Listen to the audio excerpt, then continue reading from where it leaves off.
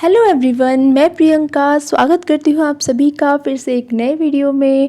और आज के वीडियो में हम 6th क्लास की हिस्ट्री का चैप्टर 6 डिस्कस करेंगे, जिसका नाम है नए प्रश्न नए विचार। तो चलिए स्टार्ट करते हैं आज का वीडियो।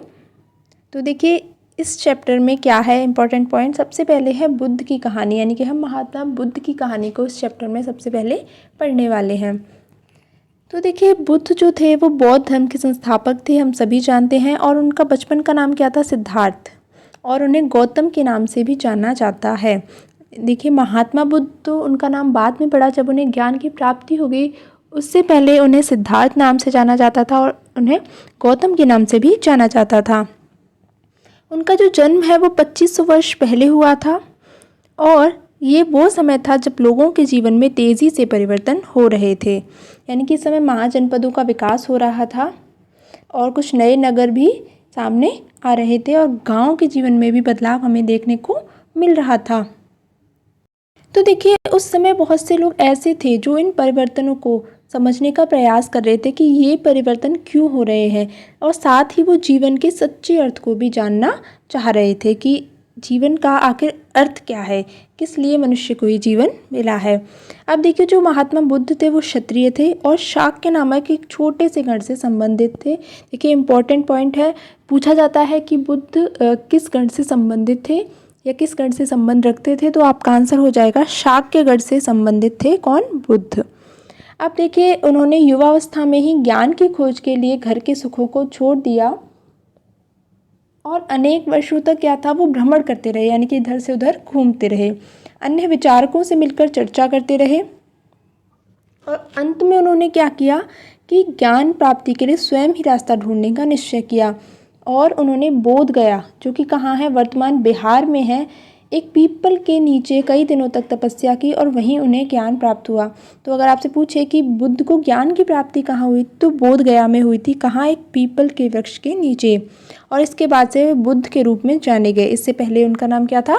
सिद्धार्थ। बिल्कुल सही, सिद्धार्थ नाम था उनका। उसके बाद वो वाराणसी के निकट सारनाथ गए, जहाँ उन्होंने पहली बार उपदेश दिया। देखिए ये भी इम्पोर्टेंट पॉइंट है कि बुद्ध ने पहली बार उपदेश कहाँ दिया था, तो उन्होंने सारनाथ में दिया था, जो कि कहाँ है? वाराणसी के निकट है। और मृत्यु उनकी हुई थी कुशीनारा में। तो कुशीनारा में मृत्यु से पहले का शेष जीवन उन्होंने पैदल ही एक स्थान से दूसरे स्थान की यात्रा और लोगों को शिक्षा देने में व्यतीत किया। तो देखिए ये था बुद्ध की कहानी, यानी कि बुद्ध कहाँ पैदा हुए, उसके बाद उन्होंने घर छोड़ा, कैसे उन्हें ज्ञान की प्राप्ति हुई, पहला उपदेश कहाँ दिया, ये सारी चीज़ें हमने यहाँ पर जानी। अब आगे बढ़ते हैं। अब देखिए बुद्ध ने क्या शिक्षा दी। तो उन्होंने शिक्षा दी कि ये जो जीवन है वो कष्टों और दुखों से भरा हुआ है, और ऐसा क्यों होता है। देखिए अभी जो सीटेट एग्ज़ाम हुआ था उसमें ये प्रश्न बना था कि बुद्ध ने क्या शिक्षा दी थी। तो इस तरीके से कुछ सेंटेंस दिए गए थे और वहाँ पर पूछा था कौन सी बातें बुद्ध के बारे में सही हैं, कौन सी नहीं है। ये सारी चीज़ें वहाँ पर पूछी गई थी। तो देखिए आप यहाँ पर ये सीटेट का पेपर है, क्वेश्चन पेपर, इसमें आप देख सकते हैं कि यहाँ पर प्रश्न पूछा गया है कि कौन से कथन बुद्ध के उपदेशों के संबंध में सही है, कि हमारे कष्ट और दुख हमारे पिछले जन्मों के परिणाम हैं, कष्ट और दुख हमारी लालसाओं और इच्छाओं की वजह से हैं, या उनके सभी अनुयायियों को उनके उपदेशों को मानना आवश्यक था। तो देखिए इस तरीके से प्रश्न बनते हैं। आप देख सकते हैं अभी ये जो 20 अगस्त को एग्ज़ाम हुआ था उसमें ये प्रश्न पूछा गया था। तो देख सकते हैं कि कैसे घुमा के प्रश्नों को पूछा जाता है, सीधे फैक्ट नहीं पूछे जाते हैं। कई प्रश्नों में पूछे भी जाते हैं, लेकिन ज़्यादातर जो प्रश्न होते हैं वो इसी तरीके से स्टेटमेंट बेस्ड क्वेश्चंस होते हैं। तो चलिए अब आगे बढ़ते हैं। तो देखिए बुद्ध ने जो शिक्षाएं दी वो ये दी कि हमारा जो जीवन है वो कष्टों और दुखों से भरा है, और ऐसा किस लिए होता है? हमारी इच्छाओं और लालसाओं के कारण। क्योंकि हमारी इच्छाएं जो होती हैं वो कभी भी पूरी नहीं हो सकती, मतलब हमेशा पूरी नहीं हो सकती, क्योंकि मनुष्य की इच्छाएं असीमित है। अगर एक इच्छा पूरी हो जाती है तो आगे और बढ़ती चली जाती हैं। तो हमेशा सभी इच्छाओं का पूरा होना ज़रूरी नहीं है। और कभी कभी क्या होता है कि जो हम चाहते हैं वो प्राप्त कर लेने के बाद भी संतुष्ट नहीं होते हैं और अधिक अन्य वस्तुओं को पाने की इच्छा करने लगते हैं। और बुद्ध ने इसे क्या कहा है? लिप्सा या तृष्णा कहा है। और बुद्ध ने शिक्षा दी कि हम ऐसा किस तरीके से हम इनसे निजात पा सकते हैं। तो आत्मसंयम अपनाकर हम अपनी ऐसी लालसाओं से मुक्ति पा सकते हैं। इसके अलावा देखिए उन्होंने क्या बताया कि लोगों को दयालु होने और मनुष्यों के साथ साथ जानवरों के जीवन का भी आदर करने की शिक्षा दी। वे मानते थे कि हमारे कर्मों के परिणाम चाहे वो अच्छे हों या बुरे हों, हमारे वर्तमान जीवन के साथ साथ बाद के जीवन को भी प्रभावित करते हैं।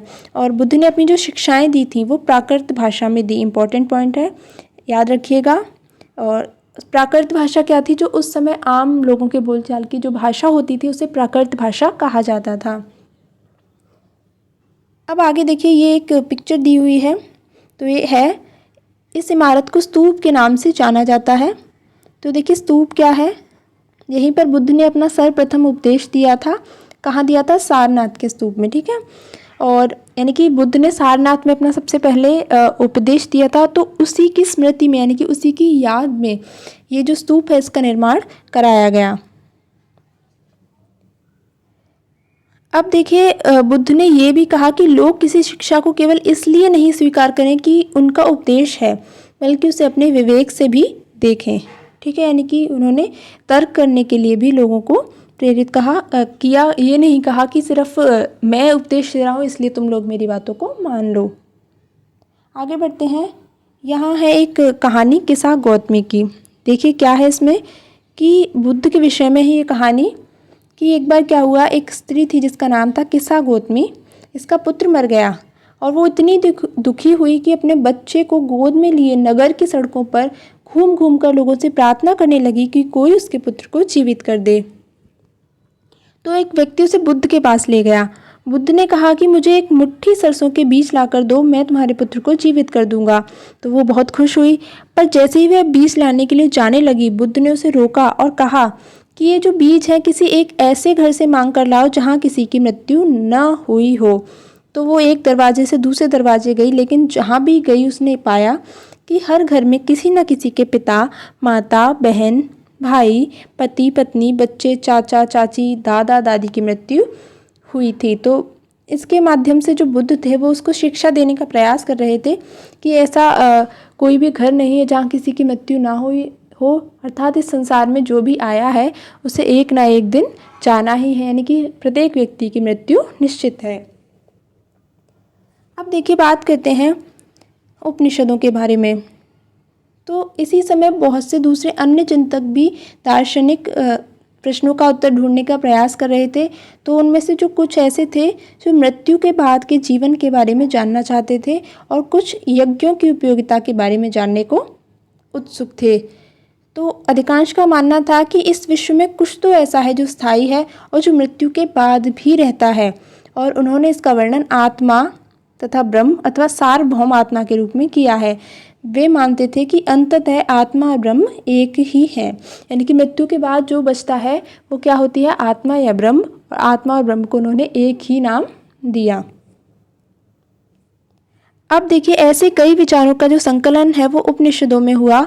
उपनिषद क्या थे? उत्तर वैदिक ग्रंथों का हिस्सा थे और इसका शाब्दिक अर्थ होता है गुरु के समीप बैठना। इंपॉर्टेंट पॉइंट है, नोट कर लीजिएगा। इन ग्रंथों में अध्यापकों और विद्यार्थियों के बीच बातचीत का संकलन किया गया है और ये विचार सामान्य वार्तालाप के रूप में प्रस्तुत किए गए हैं। अब देखिए आगे भारतीय दर्शन की 6 पद्धति या षड दर्शन। तो षड दर्शन क्या है? तो सदियों से भारत द्वारा सत्य की बौद्धिक खोज का प्रतिनिधित्व दर्शन की 6 शाखाओं ने किया। यानी कि जो 6 दर्शन हैं हमारे भारतवर्ष के वो कौन से हैं? वैशेषिक, न्याय, सांख्य, योग, पूर्व मीमांसा और वेदांत या उत्तर मीमांसा। तो ये 6 दर्शन हैं। और इन 6 पद्धतियों की स्थापना किसने की? तो देखिए जैसे कि हम सबसे पहले बात करें वैशेषिक दर्शन की, तो वैशेषिक दर्शन की स्थापना की ऋषि कणाद ने, न्याय की ऋषि गौतम ने, सांख्य की कपिल ने, योग की पतंजलि ने, पूर्व मीमांसा की जैमिनी ने और वेदांत या उत्तर मीमांसा की ऋषि व्यास ने इनकी स्थापना की। इम्पॉर्टेंट पॉइंट है, दर्शन से भी प्रश्न ज़रूर बनते हैं आपके एग्ज़ाम्स में। अब देखिए आगे क्या है, आगे लिखा हुआ है कि ये दर्शन आज भी देश में बौद्धिक चर्चा को दिशा देते हैं। जर्मन मूल के ब्रिटिश भारतीयविद थे फ्रेडरिक मैक्स मूलर। तो मैक्स मूलर के अनुसार दर्शन की इन 6 शाखाओं का विकास कई पीढ़ियों के दौरान व्यक्तिगत विचारकों के योगदान से हुआ। हालांकि एक दूसरे से भिन्न दिखते हैं, फिर भी सत्य की इनकी समझ में आधारभूत तालमेल दिखाई देता है। तो ये थे 6 दर्शन, आपको याद रखने हैं और इनके प्रवर्तकों के नाम भी आपको साथ में याद रखने हैं। आगे बढ़ते हैं। तो देखिए, अभी उपनिषदों की चर्चा जहाँ पर हम कर रहे थे, वहीं देखिए इन चर्चाओं में जो भाग लेते थे वो अधिकांशतः कौन होते थे? पुरुष, ब्राह्मण और राजा। कभी कभी गार्गी, अपाला, घोषा, मैत्रेयी जैसी स्त्री विचारकों का भी उल्लेख मिलता है और ये अपनी विद्वता के लिए जानी जाती थी और वाद विवाद में हिस्सा लिया करती थी। और निर्धन व्यक्ति बहुत ही कम हिस्सा लेते थे, लेकिन एक अपवाद है इसका, सत्यकाम जाबाल। सत्यकाम जाबाल का नाम उसकी दासी माँ के नाम पर पड़ा और उसके मन में सत्य को जानने की तीव्र इच्छा हुई और गौतम नामक एक ब्राह्मण ने उन्हें अपने विद्यार्थी के रूप में स्वीकार किया और वो अपने समय के सर्वाधिक प्रसिद्ध विचारकों में से एक बन गए। उपनिषदों के कई विचारों का विकास बाद में प्रसिद्ध विचारक शंकराचार्य के द्वारा किया गया, जिनके बारे में हम अगली क्लास में पढ़ेंगे। तो इम्पॉर्टेंट पॉइंट है, याद रखिएगा इन सारी चीज़ों को। स्पेशली ये जो नाम है स्त्री विचारक, जो कि गार्गी, अपाला, घोषा, मैत्रेयी, इनके नाम भी आपको याद रखने हैं। अब देखिए, पाणिनि के बारे में यहाँ बताया गया है, व्याकरणविद। तो कुछ अन्य विद्वान भी इस युग में खोज कर रहे थे और उन्हीं में एक नाम आता है पाणिनि, जो कि कौन थे? एक व्याकरणविद थे। उन्होंने संस्कृत भाषा के व्याकरण की रचना की और उन्होंने स्वरों और व्यंजनों को एक विशेष क्रम में रखकर उनके आधार पर सूत्रों की रचना की। और ये जो सूत्र थे वो बीज गणित के सूत्रों से काफ़ी मिलते जुलते हैं और उन्होंने इनका प्रयोग कर संस्कृत भाषा के प्रयोगों के नियम लघु सूत्रों के रूप में लिखे। तो पाणिनि का नाम भी आपको याद रखना है। अब बात करते हैं हम जैन धर्म की। अब तक हमने बौद्ध धर्म की बात की, हिंदू धर्म की बात की और अब बात करते हैं जैन धर्म की। तो देखिए, इसी युग में यानी कि 2500 वर्ष पहले की ही बात है, जब बौद्ध धर्म की बात हो रही थी, उसी समय की बात है कि जैन धर्म के 24वें और अंतिम तीर्थंकर वर्धमान महावीर, उन्होंने भी अपने विचारों का प्रसार किया। और वो किससे संबंधित थे? तो वो वज्जी संघ के लिच्छवी कुल के क्षत्रिय राजकुमार थे और उन्होंने 30 वर्ष की आयु में घर छोड़ दिया था और जंगल में रहने लगे थे और 12 वर्ष की तपस्या के बाद उन्हें ज्ञान प्राप्त हुआ था। उनकी जो शिक्षा थी वो सरल थी। सत्य जानने की इच्छा रखने वाले प्रत्येक स्त्री व पुरुष को अपना घर छोड़ देना चाहिए। इसके अलावा उन्होंने अहिंसा के नियमों का कड़ाई से पालन करना चाहिए, यानी किसी को भी कष्ट नहीं देना है, किसी भी जीव को उसकी हत्या नहीं करनी है, ऐसी बातें उन्होंने बताई। इसके बाद देखिए, महावीर का कहना था कि सभी जीव जीना चाहते हैं, सभी के लिए जीवन प्रिय है और इन्होंने भी अपनी जो शिक्षा है वो प्राकृत में दी कि इससे क्या होगा कि साधारण जन और जो साधारण बोलचाल की भाषा है, इसलिए साधारण लोग उनकी बातों को आसानी से समझ सकते हैं और इसके लिए उनकी अनुयायी साधारण लोग ज़्यादा बने। अब देखिए, देश के अलग अलग हिस्सों में प्राकृत के अलग अलग रूप प्रचलित थे और प्रचलन के आधार पर ही उसके नाम भी अलग थे। जैसे मगध में बोले जाने वाली जो प्राकृत थी उसे मागधी नाम से जाना जाता था। आगे है कि जैन नाम से जाने गए महावीर के अनुयायियों को भोजन के लिए भिक्षा मांगकर सादा जीवन बिताना है, ईमानदार होना है, चोरी नहीं करनी है, ब्रह्मचर्य का पालन करना है और पुरुषों को तो वस्त्रों सहित सब कुछ त्याग देना पड़ता था। तो देखिए, ये महावीर स्वामी की शिक्षाएं थी जो कि उनके जैन धर्म के जो अनुयायी होते थे, यानी कि उन्होंने जिस धर्म को विकसित किया उसका नाम जैन धर्म था। तो जैन धर्म के जितने भी अनुयायी थे उनको इन नियमों को मानना पड़ता था। अब देखिए, अधिकांश व्यक्तियों के लिए इन नियमों का पालन करना बहुत कठिन था। तो हजारों व्यक्तियों ने इस शैली को अपनाने के लिए अपने घरों को छोड़ दिया और कई अपने घरों पर ही रहे और भिक्खु और भिक्खुड़ी, यानी कि जो लोग मांग कर भोजन करते थे जैन धर्म को अपनाकर, उनको भिक्खु और भिक्खुड़ी नाम से जाना जाता था। तो उन्होंने उन्हें भोजन देकर उनकी सहायता करने लगे। अब देखिए, जो जैन शब्द है वो जिन शब्द से निकला है जिसका अर्थ होता है विजेता। अब देखिए, जैन धर्म का समर्थन किसने किया? मुख्य रूप से तो व्यापारियों ने किया, क्योंकि किसानों के लिए नियमों का पालन करना कठिन था, क्योंकि फसल की रक्षा के लिए उन्हें कीड़े मकोड़ों को मारना पड़ता था।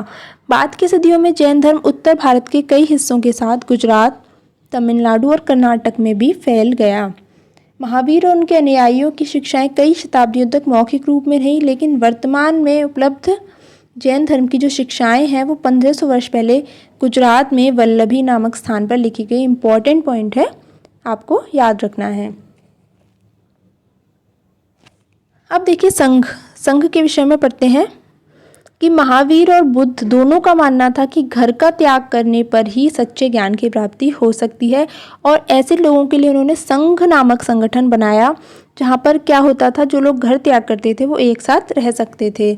और संघ में रहने वाले बौद्ध भिक्षुओं के लिए बनाए गए जो नियम हैं वो विनय पिटक नामक ग्रंथ में मिलते हैं। इम्पॉर्टेंट पॉइंट है विनय पिटक, याद रखिएगा।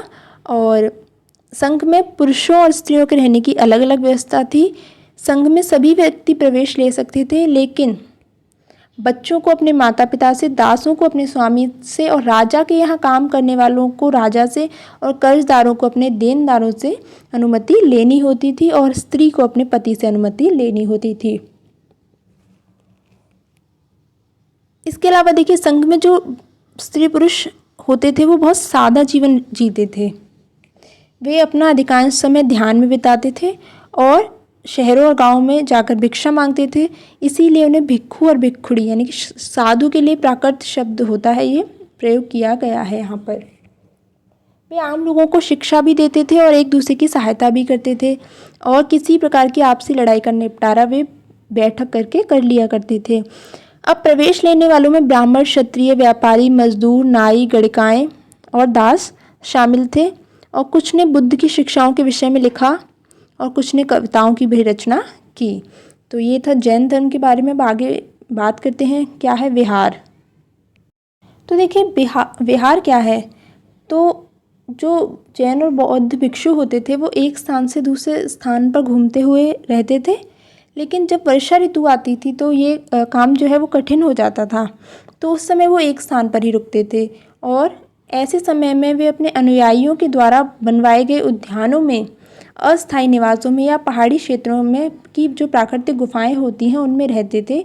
और जैसे जैसे समय बीता उन्होंने स्वयं और उनके समर्थकों ने उनके लिए स्थायी शरण स्थलियों की आवश्यकता का अनुभव किया। तब कई शरण स्थल बन गए जिन्हें विहार कहा गया, यानी कि जहाँ पर बौद्ध भिक्षु रहते थे वर्षा के समय में उन्हें विहार कहते थे। अब देखिए आरंभिक विहार जो है वो लकड़ी के बनाए गए, और बाद में इनके निर्माण में ईंटों का प्रयोग हुआ, और कुछ विहार जो है वो पहाड़ियों को खोदकर भी बनाए गए थे। अब देखिए जिस तरह महासागरों में मिलने पर नदियों की अलग अलग पहचान समाप्त हो जाती है, उसी तरह जब बुद्ध के अनुयायी भिक्षुओं की श्रेणी में प्रवेश करते हैं तो वे अपना वर्ण, श्रेणी और परिवार सब त्याग देते हैं। अब नेक्स्ट है कि प्राय किसी धनी व्यापारी, राजा अथवा भूस्वामी द्वारा दान की गई भूमि पर ही विहार का निर्माण होता था।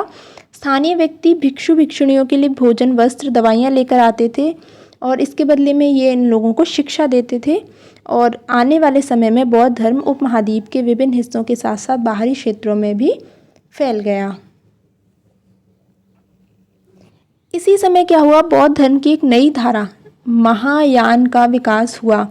इसकी दो विशेषताएं थीं कि मूर्तियों में बुद्ध की उपस्थिति सिर्फ कुछ संकेतों के माध्यम से दर्शाई जाती थी पहले। तो मिसाल के तौर पर उनकी निर्वाण प्राप्ति को पीपल के पेड़ की मूर्ति के द्वारा दर्शाया जाता था, लेकिन अब बुद्ध की प्रतिमाएं बनाई जाने लगी, यानी कि महायान जो शाखा थी इसमें क्या है, बुद्ध की प्रतिमाएं बनाई जाने लगी। और ये जो प्रतिमाएं थी ये मथुरा में और कुछ तक्षशिला में बनाई जाती थी। और दूसरी विशेषता क्या थी कि बोधिसत्वों में आस्था को लेकर। बोधिसत्व क्या है, जो ज्ञान प्राप्ति के बाद एकांतवास पे ध्यान करते हुए साधना कर सकते थे, ठीक है, लेकिन ऐसा करने के बजाय वे लोगों को शिक्षा देने और मदद करने के लिए सांसारिक परिवेश में ठीक रहना समझने लगे। यानी कि पहले क्या होता था, जितने भी भिक्षु होते थे वो एकांत में रहते थे, लेकिन महायान जो बौद्ध धर्म की दूसरी शाखा विकसित हुई, इसमें क्या है, वो घूम घूम कर लोगों को उपदेश देने लगे। धीरे धीरे बोधिसत्व की जो पूजा थी वो काफ़ी लोकप्रिय हो गई और पूरे मध्य एशिया और चीन और बाद में कोरिया और जापान तक भी फैल गई। बौद्ध धर्म का जो प्रसार है वो पश्चिमी और दक्षिणी भारत में भी हुआ, जहाँ बौद्ध भिक्षुओं के रहने के लिए पहाड़ों में दर्जनों गुफाएं खोदी गईं। नेक्स्ट है कि बौद्ध धर्म दक्षिण पूर्व की ओर श्रीलंका, म्यांमार, थाईलैंड, इंडोनेशिया सहित दक्षिण पूर्वी एशिया के अन्य भागों में भी फैला। थेरवाद क्या है? बौद्ध धर्म का आरंभिक रूप इन क्षेत्रों में कहीं अधिक प्रचलित था। अब नेक्स्ट है हमारा तीर्थयात्री क्या होते हैं। तो देखिए, तीर्थयात्री वो होते हैं जो प्रार्थना के लिए पवित्र स्थानों की यात्रा करते हैं। और भारत की यात्रा पर आया था एक चीनी बौद्ध यात्री, जिसका नाम था फा शेन। इम्पॉर्टेंट है। और वो करीब 1600 साल पहले आया था। और ह्वेन त्सांग, जिसे हेन त्सांग भी कहते हैं, ये 1400 साल पहले आया था। और 50 साल बाद इत्सिंग आया। ये सब क्या है? बुद्ध के जीवन से जुड़ी हुई जितनी भी जगहें हैं और प्रसिद्ध मठ हैं, उनको देखने के लिए भारत आए थे। ठीक है। और यहाँ पर आकर वो उनके बारे में लिखते थे, जो भी वो देखते थे उनके बारे में लिखा करते थे। अब देखिए, नालंदा के बारे में पढ़ते हैं। ये शिक्षा का एक विशिष्ट केंद्र था। तो इन तीर्थयात्रियों ने क्या किया? जो ह्वेन त्सांग था और भी जो तीर्थयात्री आते थे, उन्होंने नालंदा, जो कि वर्तमान बिहार में है, यहाँ पर अध्ययन किया और इनके बारे में काफ़ी सारी चीज़ें उन्होंने लिखी हैं। आप इसे पढ़ लीजिएगा। आगे बढ़ते हैं। अब जीवन के चरण या आश्रम। तो आश्रम शब्द का अर्थ है जीवन के एक चरण से। जो 4 आश्रम हैं हमारे यहाँ: ब्रह्मचर्य, गृहस्थ, वानप्रस्थ और संन्यास। तो ब्रह्मचर्य में क्या होता है कि इस दौरान सादा जीवन बिताएंगे और वेदों का अध्ययन करेंगे जो भी मनुष्य होंगे। गृहस्थ में विवाह करके गृहस्थ के रूप में रहना है। वानप्रस्थ में जंगल में रहकर साधना करनी होती थी। और अंत में यानी कि संन्यास आश्रम में उन्हें सब कुछ छोड़कर सन्यासी बन जाना है। तो ये था आज का चैप्टर। आई होप आपको समझ में आया होगा, चीज़ें आपको अच्छी लगी होंगी, क्योंकि जब आप चीज़ों को ध्यान से पढ़ते हैं तो आपको काफ़ी क्या कहते हैं उसे, इम्पॉर्टेंट लगती हैं और साथ ही आपको आनंद की भी प्राप्ति होती है जब आप चीज़ों को अच्छे से समझते हैं। और जब आप एग्ज़ाम हॉल में बैठकर जब क्वेश्चंस को हल करते हैं तो फिर वो आपको चीज़ें उस समय की पढ़ी हुई बिल्कुल वैसी ही याद आती हैं, तो आपको क्वेश्चन पेपर बहुत ही ईजी लगता है। तो ये था आज का चैप्टर। आज के लिए हम इतना ही पढ़ेंगे। मिलेंगे एक नए वीडियो में एक नए टॉपिक के साथ। तब तक के लिए थैंक यू सो मच।